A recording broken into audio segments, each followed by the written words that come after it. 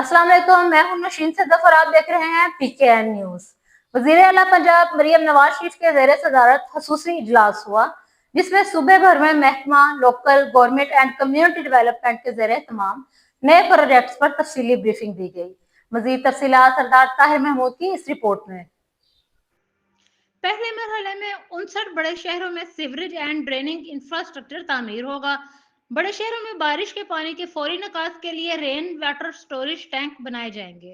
Water supply, tubewell, बिजली बिलों का बोझ कम करने के लिए सोलर एनर्जी पर मुंतकिल किए जाएंगे। गलियों की तामीर और मरम्मत और टफ टाइल लगाई जाएंगी। इजलास के दौरान मरीम नवाज ने पंजाब के देहात में भी अक्सर डेवलपमेंट की हदायत की। देहात के हर मरकजी कब्रिस्तान में चार दीवारी और सफाई का एहतमाम किया जाएगा। देहात में पार्क और प्ले ग्राउंड भी बनाए जाएंगे। हर गांव साइन बोर्ड और घरों की नंबर मार्किंग की जाएगी।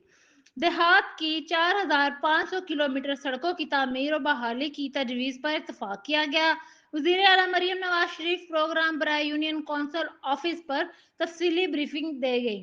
अवाम की सहूलत के लिए हर यूनियन कौंसल में मीटिंग हॉल, कौंसल रूम और सेक्रेटरी ऑफिस बनाए जाएंगे।